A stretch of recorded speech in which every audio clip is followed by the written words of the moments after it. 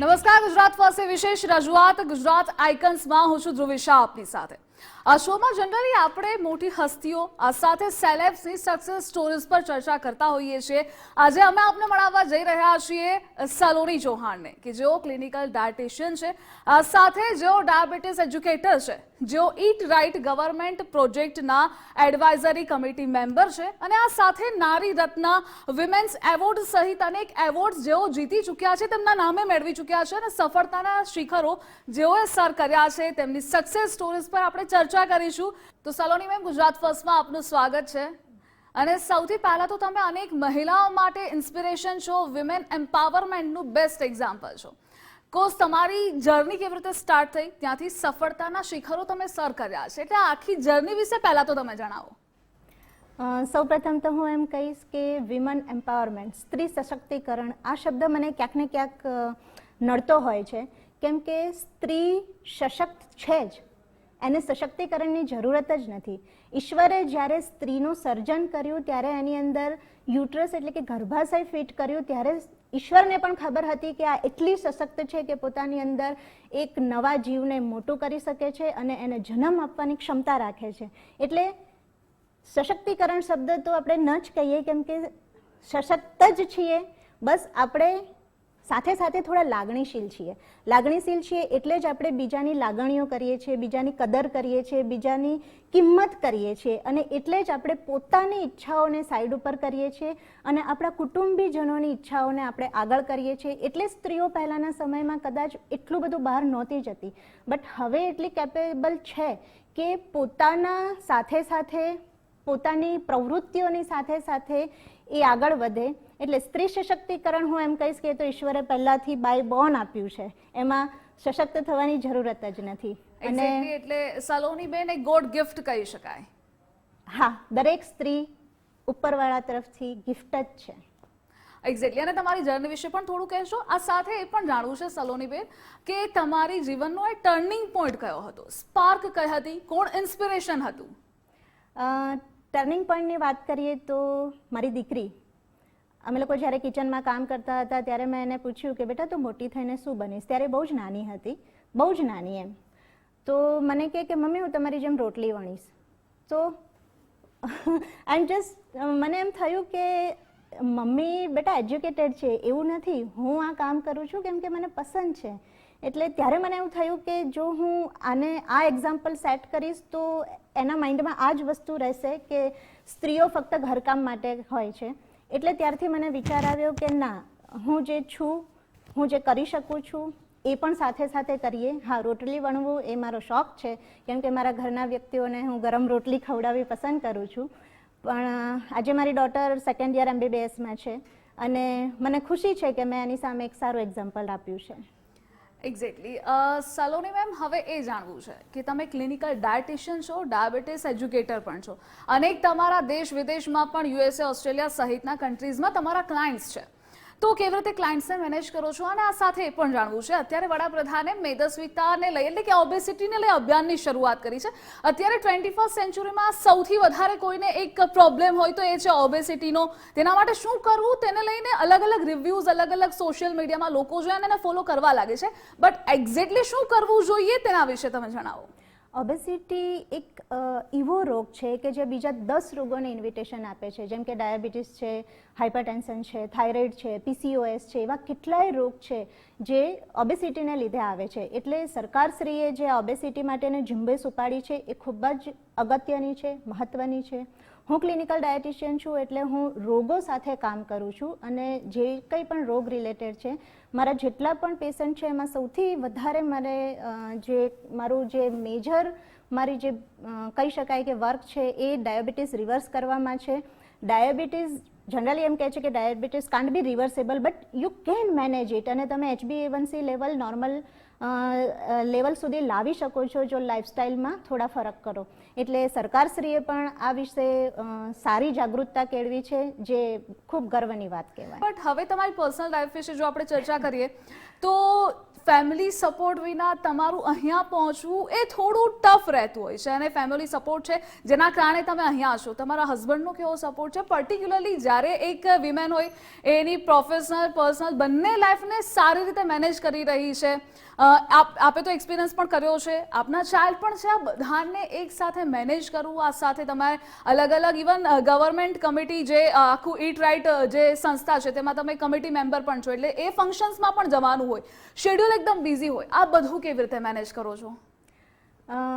મેં કીધું એમ કે સ્ત્રી સશક્ત છે, પરંતુ સાથે સાથે લાગણીશીલ પણ છે. જો ઘરના વ્યક્તિઓનો સંપૂર્ણ સપોર્ટ ન મળે તો એ બહાર જવા માટે કદાચ અવોઇડ કરે. મારા પતિની વાત કરું તો પતિ શબ્દ સાઈડ ઉપર કરી દઉં, એ મારા મિત્ર પહેલાં છે. મને બહુ જ સારી રીતે સમજે છે, અને કદાચ કોઈને ન ખબર હોય, મેં મારું આગળનું એજ્યુકેશન મારા મેરેજ પછી પૂર્ણ કર્યું, અને એની અંદર મારા પતિનો સંપૂર્ણપણે મને સહયોગ રહ્યો છે. મેં કીધું એમ કે એ મારા મિત્ર છે, અમે સાથે ચાલીએ છીએ, હસીએ છીએ, રમીએ છીએ.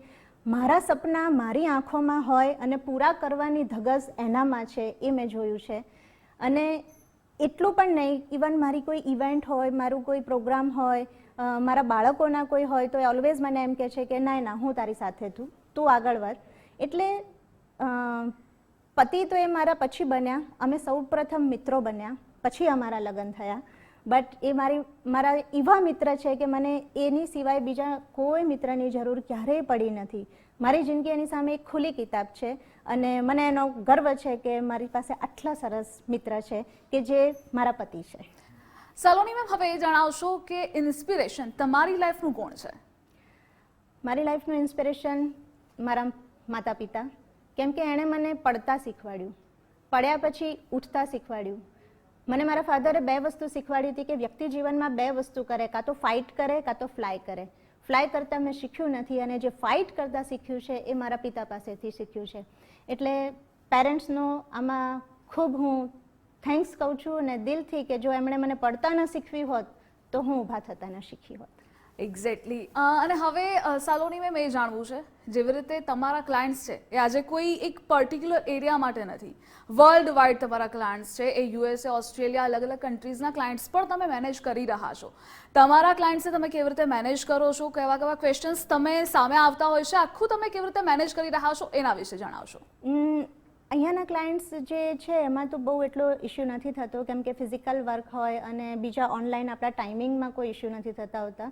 પરંતુ જે ફોરેન ક્લાયન્ટ્સ છે એની અંદર ટાઈમિંગનો ઘણીવાર બહુ જ ઇશ્યુ થતો હોય છે, કેમ કે ત્યાં દિવસ હોય ને આપણે અહીંયા રાત હોય. એ લોકોના ટાઈમ શેડ્યુલ પ્રમાણે મેનેજ કરવું પડે છે, અને ઘણીવાર એમ થાય છે કે હું વીકેન્ડમાં એ લોકોના લગભગ ફ્રાઈડે, સેટરડે, સન્ડે મારું પેક હોય છે વીકેન્ડ. એટલે અહીંયાના જે ક્લાયન્ટ્સ હોય એમને એમ હોય કે ફ્રાઈડેથી સન્ડે કેમ નથી મળતા મેડમ. એટલે એ બધું થોડુંક મેનેજ કરવું થોડું ડિફિકલ્ટ પડે છે, પણ મને ગમે છે. હું અલગ અલગ કન્ટ્રીઝમાં જ્યારે બીજા મારા પેશન્ટ સાથે કામ કરતી હોઉં છું, ત્યારે મને એ લોકોની જે ખાવા પીવાની પદ્ધતિ છે, જે એ લોકોની ડિશ છે, એ લોકોના જે હોય એ જાણવામાં, એ શીખવામાં મને બહુ જ મજા આવે છે. કુકિંગ ઇઝ માય પેશન, અને હું એમ માનું છું કે તમે ત્યારે જ સારા ડાયટિશિયન હોઈ શકો જ્યારે તમારામાં કુકિંગ સ્કિલ હોય, અને તમને ખબર હોય કે તમે જે આઈટમ કે જે રેસીપી સામેવાળા વ્યક્તિને આપો છો એ એને ભાવવી જોઈએ અને એને ગમવી જોઈએ, રાઈટ? કેમ કે હું એમ માનું છું કે ભૂખે ભજન ન થાય, એમ ભૂખે ભૂખે શરીર પણ ન ઉતરે અને રોગ પણ ન ભાગે. અને સલોની મેમ, હવે એ જાણવું છે કે જનરલી તમારા કરંટ પ્રોજેક્ટ્સ અત્યારે કયા ચાલી રહ્યા છે, કેવી રીતે તમે તેના પર વર્ક કરી રહ્યા છો? કરંટ પ્રોજેક્ટમાં જે અત્યારે મારી એક સંસ્થા છે, પ્રિવેન્શન એન્ડ અવેરનેસ કોમ્યુનિટી, એમાં વિનામૂલ્યે અમે લોકો લેક્ચર્સ આપીએ છીએ. જે લોકો એવા છે કે જે પૈસા નથી ખર્ચી શકતા મારા કે બીજા કોઈ ફિઝિશિયન, ડૉક્ટરના કે નહીં, એ લોકોને અમે અવેરનેસ માટે કામ કરીએ છીએ. કેન્સર છે, ડાયાબિટીસ છે, જ્યુવેનલ ડાયાબિટીસ છે, એ બધા જે સંસ્થાઓ છે એ સંસ્થામાં હું ફ્રી વિનામૂલ્ય સેવા આપતી હોઉં છું. પ્લસ મારી 2 બુક્સ આવી ગઈ છે. એક છે એ PCOS સમાધાન, કે જે પોલિસિસ્ટિક ઓવેરિયન ડિઝીઝ ઉપર બુક છે, અને ગુજરાતમાં સર્વપ્રથમ અને એકમાત્ર બુક છે કે જે ગુજરાતી લેંગ્વેજમાં લખેલી છે, જેથી કરીને રૂરલ એરિયાની મહિલાઓને ખબર પડે કે આ શું વસ્તુ છે અને આની સાથે કેવી રીતે ડીલ કરાય. એ સિવાય મારી એક બીજી બુક છે વિસરાતી વાનગીઓનો રસથાન, કે જે આપણી લોસ્ટ રેસીપી છે, જેને આપણે ભૂલી રહ્યા છે, એની એ બુક છે. અને જે અમે અગેન વેચાણમાં નથી મૂકી, બીજા મિત્રોના પણ સહયોગ છે એની અંદર, અને અમે એ બુક ગુજરાતની દરેક ગવર્મેન્ટ લાઇબ્રેરી અને ગવર્મેન્ટ યુનિવર્સિટીમાં પહોંચાડવાનો પ્રયત્ન કર્યો છે. અચ્છા, અને સલોની મેમ, જેવી રીતે આપે કહ્યું કે કુકિંગ એ તમારો એરિયા ઓફ ઇન્ટરેસ્ટ છે, આ સાથે તમે ઇવન ઘણી બધી બુક્સ બી લખી છે. એરિયા ઓફ ઇન્ટરેસ્ટ તમારો શું? મારું એરિયા ઓફ ઇન્ટરેસ્ટ એક તો કુકિંગ છે, પ્લસ મારું ડાયટેટિક્સ છે. હું એન્જોય કરું છું મારા પેશન્ટ સાથે, પ્લસ મને ફરવાનો બહુ શોખ છે, અને ખાસ કરીને મને મૂવીઝનો શોખ છે.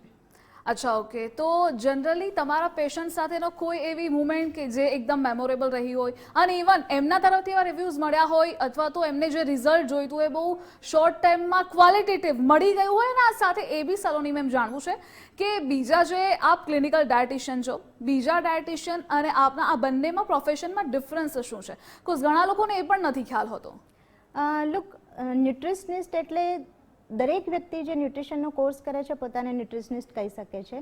ડાયટિશિયન એટલે કે પર્ટિક્યુલર, જેમ આપણે MBBS ડૉક્ટર્સ હોય છે, MD ડૉક્ટર્સ હોય છે, એમ ડાયટેટિક્સના કોર્સ હોય છે, અને એની અંદર લગભગ 6 થી 8 વર્ષના અલગ અલગ અભ્યાસ હોય છે. એ જે હોય એને આપણે ડાયટિશિયન પોતાને કહી શકીએ. ક્લિનિકલ ડાયટિશિયન એટલે કે જે ડિઝીઝ ઓરિએન્ટેડ વર્ક કરતા હોય, લાઈક મેં કીધું એમ ડાયાબિટીસ, થાઇરોઇડ, હાઇપરટેન્શન, એટલે એને ક્લિનિકલ ડાયટિશિયન કહેવાય છે. આમ એવી રીતે સ્પોર્ટ્સ ડાયટિશિયન, ઘણી બધી આમાં ફિલ્ડ અલગ અલગ છે. તમારા ફ્યુચર પ્લાન્સ, પ્રોજેક્ટ્સ છે શું?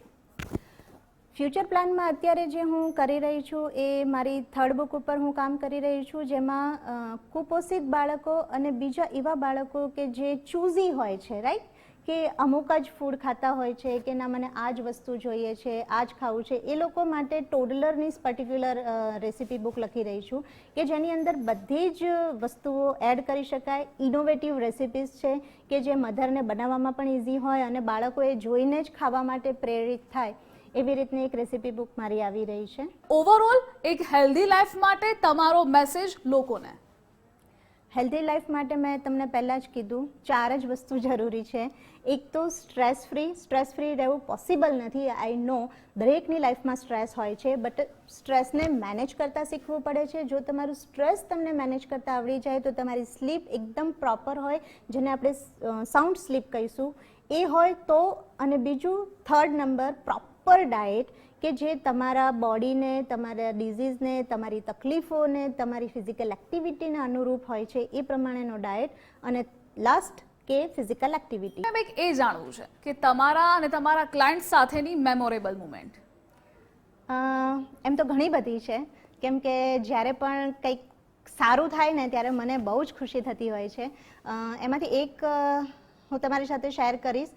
એકચ્યુઅલી 2 કરીશ. એક તો કાલ રાત્રે જ મને એક પેશન્ટનો ફોન આવ્યો, બાળક છે જેને ડાયાબિટીસ હતું, અને કાલે જ મને ગુડ ન્યૂઝ મળ્યા કે એનો HbA1c 5.7 છે. એટલે એ એક ક્ષણ મારી માટે મેમોરેબલ હોય છે. એવી જ રીતે એક બીજા પેશન્ટની વાત કરું તો એને 12 વર્ષ પછી બાળક પ્લાન કર્યું, અને ઘણા બધા હેલ્થ ઇસ્યુઝ હતા, અસ્થમા વગેરે, અને 12 વર્ષ પછી જ્યારે એ એમનો દીકરો લઈને મારી ક્લિનિકમાં આવ્યા ત્યારે મારી આંખમાંથી આંસુ નીકળી ગયા હતા. એટલે મારી માટે એ પણ મેમોરેબલ, હું અત્યારે વાત કરું છું તો પણ ગુસબમ થાય છે. ઓકે. અને મેમ, સલોની મેમ, સેકન્ડ એ બી છે કે જનરલી 21st ઇરામાં કોમ્પિટિશન એ ખૂબ જ ટફ છે. ઇવન ક્યાંક ફેસ બધા લોકોએ જીવનમાં એ કર્યું જ હોય છે.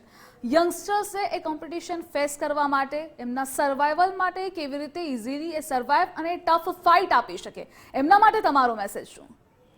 હું એમ માનું છું કે કોમ્પિટિશન ક્યારેય બીજા જોડે હોતી જ નથી. કોમ્પિટિશન હંમેશા પોતાની સાથે હોય છે. આજે તમે શું છો અને કાલે તમે એનાથી બેટર કેવી રીતે બની શકશો, એ કોમ્પિટિશન ફક્ત ને ફક્ત તમારી સાથે હોય છે. થેન્ક યુ અમારી સાથે જોડાવા માટે, કોઝ તમારા થ્રુ અનેક લોકોને ઇન્સ્પિરેશન મળી છે. ઇવન તમારા થ્રુ એ પણ નોલેજ મળ્યું છે કે લોકોએ ડાયટ કેવી રીતે કરવું, કોની પાસે જવું. Thank you so much. Thank you so much. તો આવી જ રીતે ગુજરાત આઇકોન્સમાં આપણે વિવિધ હસ્તીઓને મળતા રહીશું, જે તમારી માટે ઇન્સ્પિરેશન છે, એ સક્સેસ સ્ટોરીઝ તમારા સુધી પહોંચાડતા રહીશું. હાલ મને રજા આપશો. નમસ્કાર.